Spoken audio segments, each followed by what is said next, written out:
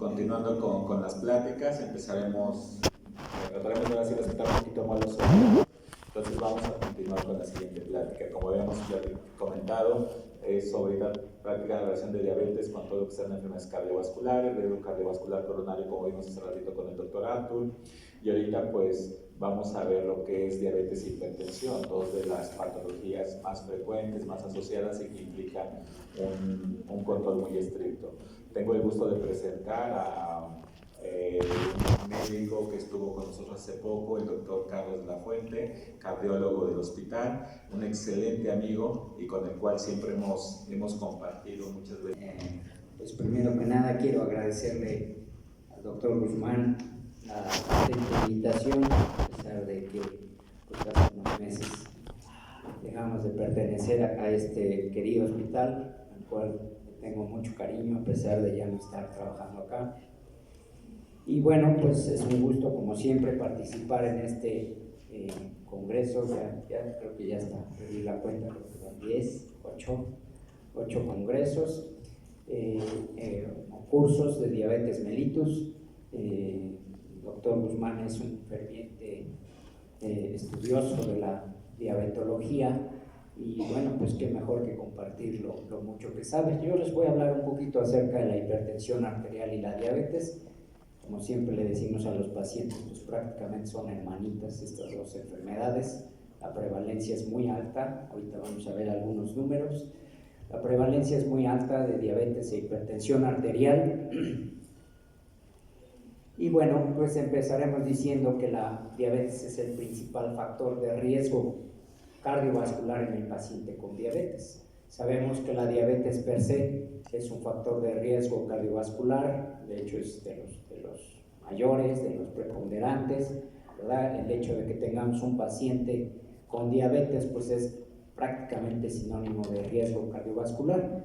Sin embargo, la hipertensión arterial, por la alta prevalencia que existe de personas que tienen ambas enfermedades, vean ustedes, a la edad de 45 años hay una prevalencia de hasta un 40%, y si nos vamos por arriba de los 75 años la prevalencia es del 60%, es decir, la coexistencia de estas dos enfermedades es sumamente alta. Paciente que ve hipertenso si no ve diabetes, pues es difícil, ¿no? Generalmente el paciente va por las dos cosas y tenemos que dar énfasis a los dos tratamientos. Sabemos ya desde hace mucho tiempo que la diabetes y la hipertensión incrementan el daño glomerular por un aumento de la presión dentro del glomérulo, ¿verdad?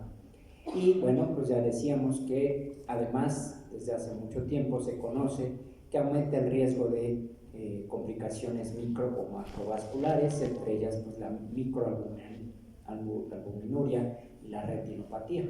¿Sí? Entonces aquel paciente que tiene diabetes más hipertensión arterial pues va a tener mucho más riesgo de desarrollar estas complicaciones.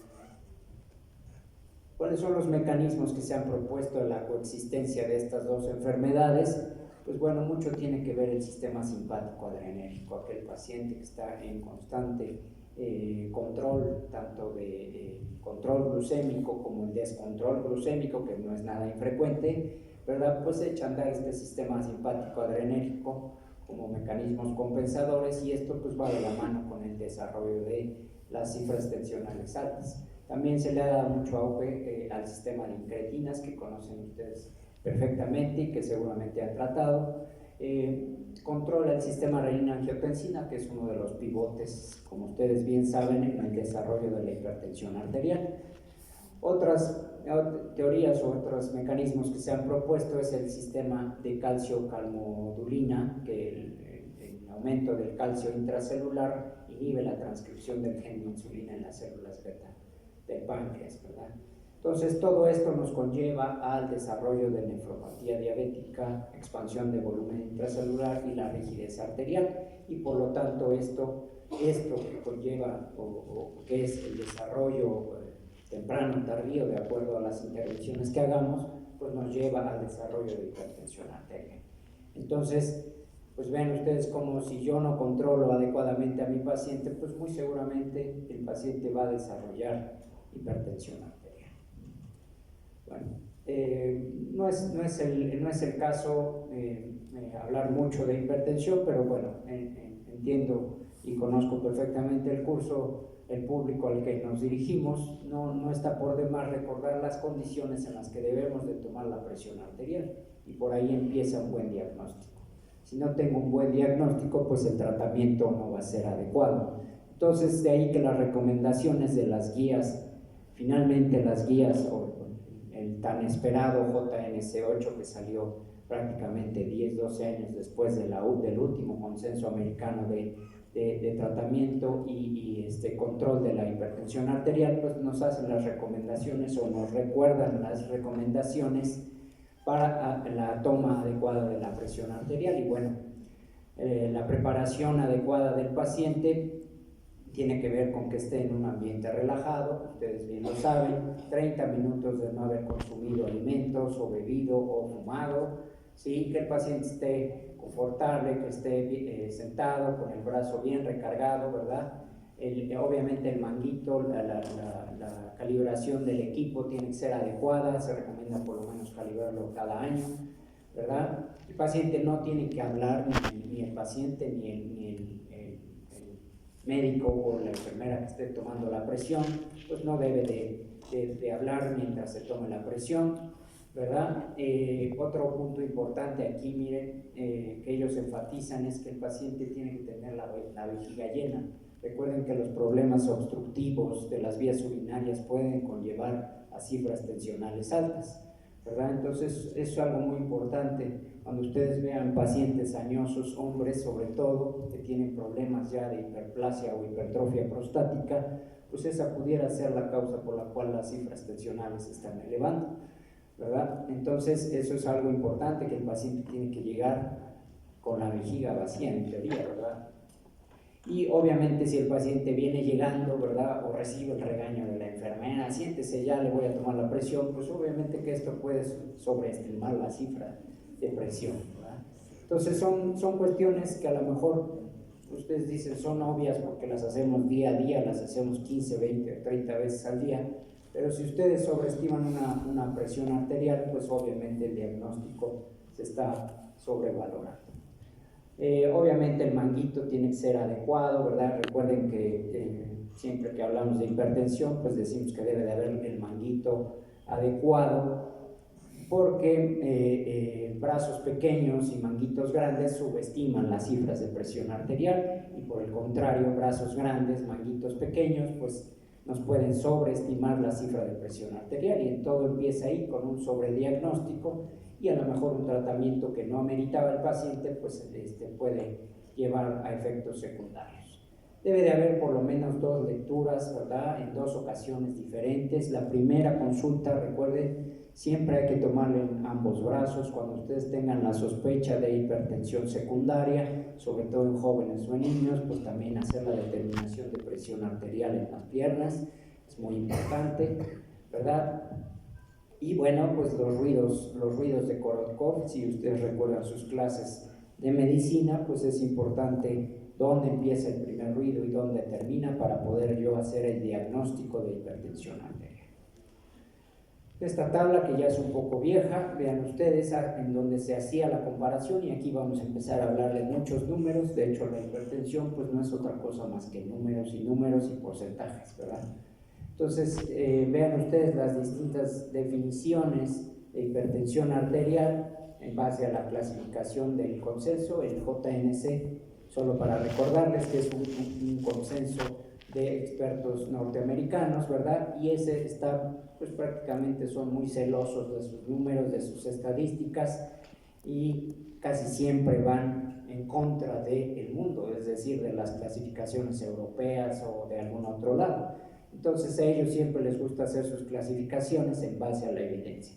Entonces vean ustedes cómo la clasificación del JNC 6 al 7, pues bueno, intentaron ya simplificar lo que era la definición de hipertensión en 2 estadios. El estadio 1, cuando era por arriba de 140-90, ¿verdad? Y el estadio 2, por arriba de 160-100, pues ya era un estadio 2. Vean ustedes en la clasificación antigua que estaba muy de la mano con las otras clasificaciones mundiales, entre ellas pues la europea. Pues vean ustedes cómo ellos la simplifican. Para hace 2 años que se publicó el esperado JNC8, vean ustedes cómo ellos ya definen como presión arterial elevada, más no hipertensión arterial, 120, 129 y menos de 80 ya consideran como pues elevada, 120 a 129. Esto no implica que el paciente con esta cifra pues tiene que requerir algún tratamiento. La hipertensión arterial, estadio 1 de 130 a 139 y de 80 a 89 la diastólica, y un estadio 2 mayor de 140. Entonces ven cómo cada vez se vuelven más estrictos en la definición de hipertensión arterial, ¿verdad? Entonces ya consideran prácticamente hipertensos a los pacientes que tienen por arriba de 130 de sistólica y de entre 80 y 89 de diastólica. Y bueno, pues esto tiene que ver con los estudios a largo plazo de las complicaciones micro y macrovasculares que también puede producir la hipertensión arterial. En esta revisión de la Sociedad Española de Cardiología de este año, por cierto, que casi siempre ellos hacen una versión en español de las guías europeas de hipertensión arterial, vean ustedes las distintas definiciones de acuerdo a si la determinación de presiones en consulta es ambulatoria o es domiciliaria. De ahí pues que en consulta ellos consideran ya hipertensión arterial por arriba de 140-90, y esa es la definición que universalmente, generalmente aceptamos para poder decir que un paciente es hipertenso. Otras cifras que ellos manejan, bueno, depende si la presión arterial es ambulatoria, pues mucho depende si es diurna, es nocturna, o es el promedio de las 24 horas, o es un promedio de presión arterial domiciliaria. Y vean ustedes cómo las cifras van reduciendo de acuerdo a que si yo me tomo la presión en el consultorio o en casa. Son un poco más estrictos en el sentido de que pues, si me la tomo en casa, pues quitamos el famoso factor o el también conocido factor de la bata blanca, ¿no? Entonces vean ustedes, hipertensión nocturna por arriba de 120-70 y hipertensión diurna más de 130-85, obviamente cuando la tomamos de manera ambulatoria. Esta tabla, ya muy bien conocida también por todos ustedes, es simplemente para ejemplificarles el riesgo que tiene una persona que es hipertensa y que aparte es diabética. Vean ustedes, por muy baja que sea la cifra, o si hablamos de cifras normales altas, 130, 139 de sistólica y 185, 89 de sistólica, pero el paciente, yo pondría aquí énfasis, que es la plática precisamente, el paciente tiene diabetes, ya está por lo menos en un riesgo moderado, y si tiene más factores de riesgo aparte de la diabetes y cierto grado de enfermedad renal crónica, pues ya lo pone en un riesgo alto. Entonces, como ustedes pueden ver, un paciente que tiene hipertensión arterial, por muy leve que sea la elevación, o por incipiente, o porque podamos decir, en algunos casos nos llegan y dicen que tiene usted la presión normal, 130-139, ¿sí? Pero el paciente es diabético o tiene cierto daño de enfermedad renal crónica, pues ya lo pone en un riesgo alto. Entonces no es lo mismo, yo siempre lo he dicho, y no es lo mismo tratar una persona con hipertensión arterial aislada a aquel que ya tiene comorbilidades. Obviamente, si de ahí le van subiendo la cifra de presión arterial, pues el riesgo, vean ustedes, prácticamente se vuelve rojo, todo es riesgo alto, ¿verdad? Entonces, a mayor cifra de presión arterial y a mayores comorbilidades, esta es la moraleja de esta tabla, pues el riesgo será más alto. Entonces, no minimizar a aquel paciente que es diabético y es hipertenso. Sé que ese es a lo mejor el 80% de la consulta que vemos todos los días, pero pues no por el hecho de que vea yo 30 diabéticos e hipertensos, pues tengo que minimizar la patología. Todos estos pacientes son los que llenan los hospitales de infartos, de eventos vasculares cerebrales, que llegan a enfermedad renal crónica, terminal, ¿verdad? Entonces, no minimizarlo. Estamos en la etapa en la que pues hemos aprendido un poco cómo retrasar un poco la evolución natural de las enfermedades. Sin embargo, no hemos logrado abatir, y creo que desde un punto de vista muy particular se me hace difícil que lleguemos a abatir la morbimortalidad por este tipo de enfermedades. En esta tabla, esta revisión, se la recomiendo, es del Journal Clinical Hypertension del año pasado, si no mal veo ahí. Intenta resumir, vean ustedes, los umbrales para diagnosticar e iniciar tratamiento, los objetivos de tratamiento y los agentes mayormente utilizados en diabetes. Y en esta tabla, aparte de comparar las cifras de presión arterial y las metas de tratamiento, también compara los objetivos de las distintas asociaciones. Vean ustedes lo que les decía, los cambios que hay entre el JNS7 y el JNS8.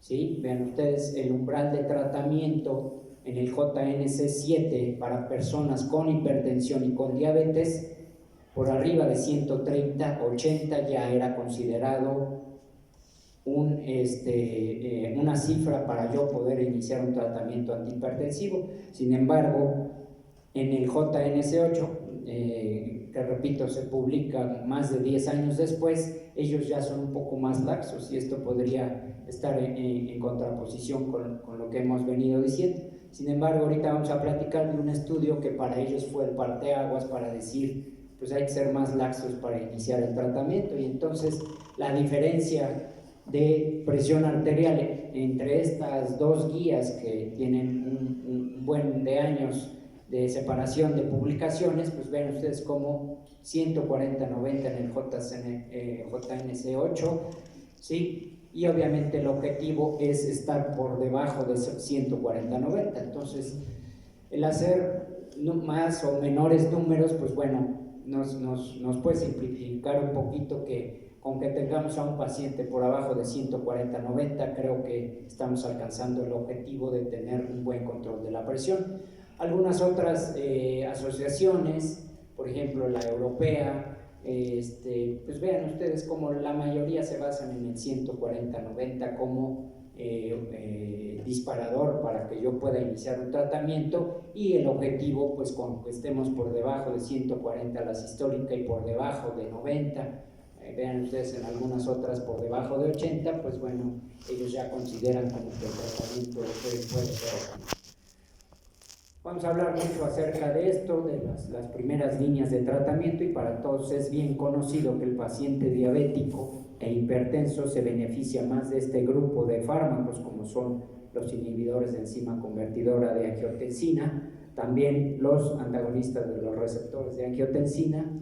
Y bueno, en el JNS7 todavía se consideraban los beta bloqueadores, que para la guía actual, pues bueno, el beta bloqueador y el alfa bloqueador se va casi a la colita de los fármacos, ¿verdad? Entonces, vean ustedes aquí ya en el JNS8 ya se consideran los calcio antagonistas, sobre todo los de acción prolongada, y bueno, pues eso es lo que ustedes día a día están viendo. Ya la moda es recetar un IECA con un calcio antagonista, ¿verdad? Y bueno, pues tiene su razón de ser. En esta otra tabla, pues es prácticamente lo mismo, pero en pacientes que ya tienen enfermedad renal crónica, ¿verdad? Vean ustedes como aquí, pues son prácticamente las mismas cifras, todo es en base a las cifras. Les decía que la hipertensión arterial es tratar de llevar una cifra, tratar de bajar un porcentaje de presión. Entonces, pues el número final, al final de cuentas, pues importa, pero no tenemos, como yo le digo a los enfermos, andarlo correteando, porque a veces eso es algo que vemos en la práctica diaria. El paciente anda correteando la cifra de presión arterial, y esto a veces le genera más angustia. De hecho, el paciente, o las pacientes femeninos o los pacientes hombres andan con el baumanómetro en la bolsa, ¿sí? Entonces, les duele la cabeza, vuela la mosca y se toma la presión. Entonces, andan correteando el numerito porque el médico me dijo que no tengo controlada la presión. Entonces, eso es algo importante. Algo que he aprendido a lo largo de estos años es, obviamente, tranquilizar al paciente de que no tiene que andar correteando el numerito, y yo les recomiendo casi siempre que su manómetro lo escondan en lo más recóndito de su closet, para que no estén correteando esa cifra, ¿sí? Porque el factor psicológico, el factor número, créanme que sí les genera mucha angustia, y el paciente a veces, hay pacientes que se automedican por el hecho de ver 1, 2 o 3 o 4 miligramos de mercurio, milímetros de mercurio, altos, entonces quieren tomar más dosis, quieren tomar más medicamentos, y entonces eso a nosotros a veces nos dificulta el control. Bueno, les traigo algunos estudios un poquito ya viejos. Este, por ejemplo, tiene más de 20 años, es la Biblia de los diabetólogos, el famoso estudio para la diabetes del Reino Unido, el UKPDS, en el 38, no sé en qué número van, ya han de ir como en el 200. Este es el UKPDS 38 que se publicó en 1998, cuyo objetivo fue determinar si el control estricto o no de la presión arterial en pacientes con coexistencia de diabetes e hipertensión prevenía el riesgo de complicaciones micro o macrovasculares relacionadas precisamente a la diabetes. En este estudio se aleatorizaron 1.148 pacientes en dos grupos. ¿Sí? El objetivo era llegar a presiones 150-87, y por lo menos la TA basal de los pacientes fue esta, 160-94, y fue un seguimiento a 8 años. Este grupo de pacientes fueron tomados precisamente de la base de datos de este estudio, que es un estudio muy grande que recluta diabéticos en todo el Reino Unido. Entonces es un estudio que tiene una base de datos muy grande, y del estudio pivote, ya publicado hace muchos años, pues han salido los subestudios. Vean ustedes, este es el subestudio 38 de ese UKPDS. Se aleatorizaron, les decía, 1.148 pacientes y se dividieron en dos grupos. 758 entraron al control estricto, ¿sí? Cuyo objetivo era tener presión arterial menor de 150-85, y 390 pacientes cuyo objetivo era un control menos estricto. Vean ustedes las cifras tan permisivas de 180-105. Estamos hablando de un estudio de hace 20 años. Entonces vean, el control estricto pues era, vean ustedes, también bastante permisivo, menos de 150-85. En esa tabla, que se ve un poquito borrosa, vean ustedes, aquí 1.148 de una base de datos de casi 5.000 pacientes que se fueron depurando, ¿sí? Se aleatorizaron de acuerdo al tratamiento, y bueno, pues ya les decía, se dividieron en dos grupos: los que tenían un control más permisivo y los que tenían un control más estricto, ¿sí? Los pacientes, déjenme platicarles que en este estudio los esquemas de tratamiento pues también eran, bueno, ahora a 20 años después, pues eran bastante laxos. Eran desde tener un captopril 25 miligramos cada 12 horas, una Tegnolol 50 miligramos al día. Pues eran tratamientos que en la actualidad pues ya no tienen, bueno, tenemos mejores herramientas, pues tampoco hay que menospreciar el captopril que hizo toda una época, ¿verdad? Entonces, en base a esto, bueno, el paciente que debería tener un control más estricto de la rama del control estricto, pues se le iban agregando más tratamientos. Y vean ustedes en los resultados, bueno, aquí el paciente que tenía un control más estricto, es decir, que aparte que llegó a requerir 2 o hasta 3 medicamentos, pues las presiones arteriales en la curva roja, pues era bastante mejor el control que aquel que tenía solamente un control o que tenía un tratamiento no tan intensivo. Y esto se reflejó tanto en la cifra de presión arterial sistólica como en la cifra de presión arterial diastólica. Vean ustedes cómo las curvas se separan, y la curva en rojo significa el control más estricto. Al respecto de las complicaciones micro o macrovasculares, pues todo favorecía, vean ustedes aquí, diabetes relacionada en cualquier punto, muertes relacionadas a la diabetes, cualquier causa de mortalidad, infarto, evento vascular cerebral, enfermedad vascular periférica o enfermedad microvascular. Vean ustedes cómo la tendencia fue hacia la mejoría cuando un paciente recibía un control más estricto de la hipertensión arterial. Les reitero, este es un estudio de hace más de 20 años.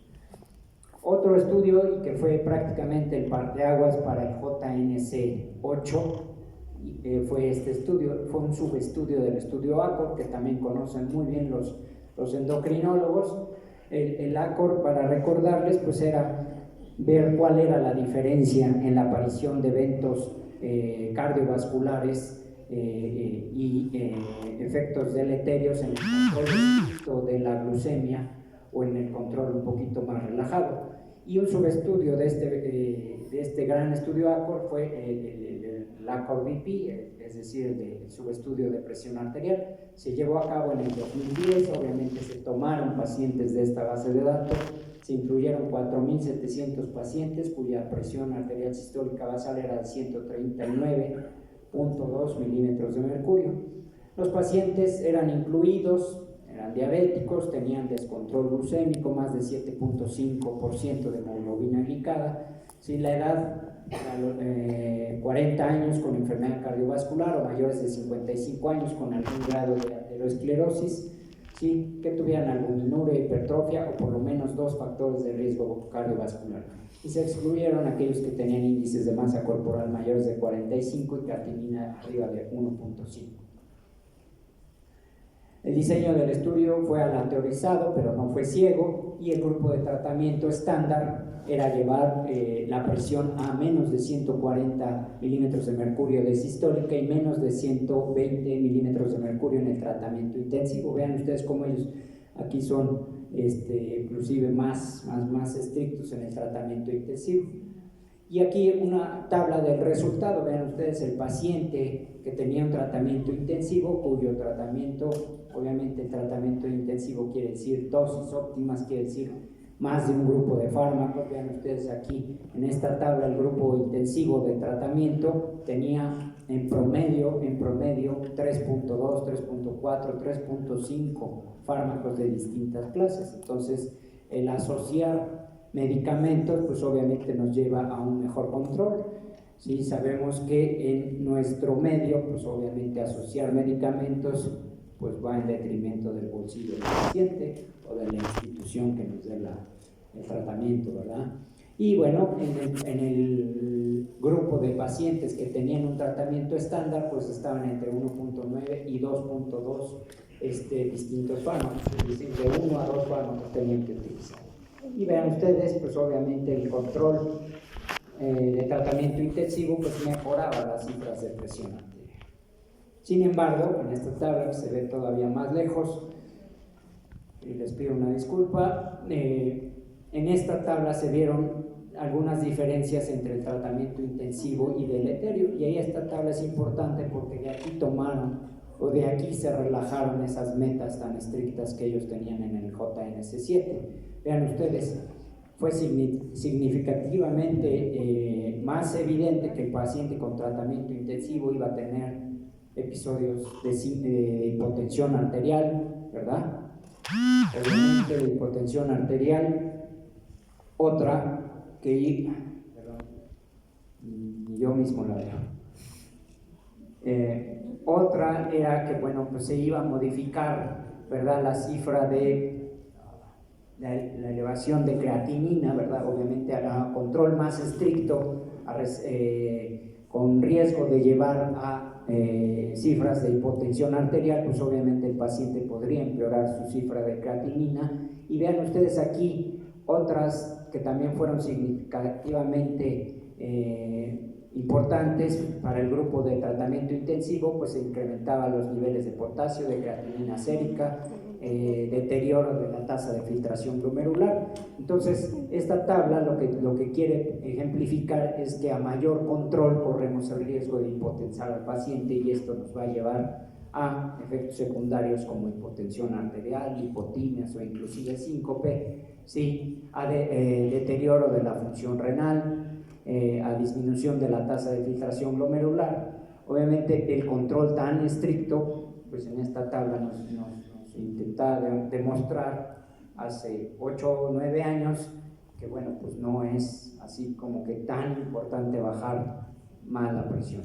Y bueno, esta tabla que se ve todavía peor y muy chiquita, pues vean ustedes que prácticamente las diferencias no eran tan importantes, ¿verdad? En bajar tanto la presión como en tener un tratamiento intensivo para bajarla o no. Vean ustedes cómo la separación de las curvas no era tan importante y ser tan agresivo para bajar las cifras de presión arterial. Hablamos en términos de el objetivo primario de este estudio, hablamos en términos de evento vascular cerebral no fatal, hablamos de infarto del miocardio no fatal y hablamos de enfermedad cardiovascular o muerte por enfermedades cardiovasculares. Entonces vean ustedes cómo la separación de las curvas no era la mejor a favor de tener un tratamiento intensivo o tener un tratamiento no tan agresivo. Otro estudio que también ya tiene algunos años es el famoso estudio ADVANCE, que es pacientes con diabetes y enfermedad vascular. El objetivo primario fue valorar el efecto clínico del control intensivo de la diabetes sobre la reducción de los eventos cardiovasculares. Pero hubo un objetivo secundario que era valorar el efecto de disminuir la presión arterial en pacientes diabéticos sobre las complicaciones micro y macrovasculares. Vean ustedes, incluyeron 11,000 pacientes, o sea, es un estudio bastante grande, es un estudio que incluyó muchos pacientes aleatorizados en dos grupos. Uno de esos grupos recibió una combinación fija de un inhibidor de enzima convertidora más un diurético tiazídico, como lo es el perindopril más indapamida. Esta indapamida pues no es del todo socorrida, ¿verdad?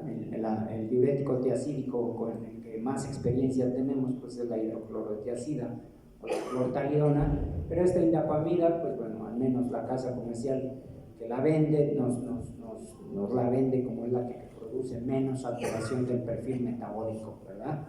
Sin embargo, pues obviamente su costo es un poco mayor. Y les decía, dos grupos, uno con este tipo de tratamiento y el otro era placebo. Obviamente, pues comparar contra placebo, pues sabemos que puede ser que el resultado pues, va a ir mucho mejor hacia el tratamiento. Vean ustedes, se aleatorizaron 11,140 pacientes, 5,000 de ellos, 5,000, casi la mitad de ambos grupos se fueron para placebo y la mitad se fueron para el tratamiento con esta combinación fija. En México esta combinación la hay, entonces no estamos tan atrasados. Vean ustedes, la separación de las curvas, aunque fue discreta, pues fue mucho mejor contra placebo de esta combinación. Entonces, lo cual quiere decir, y desde hace ya muchos años sabemos que dar tratamiento antihipertensivo al paciente con diabetes, pues obviamente nos mejora, nos puede inclusive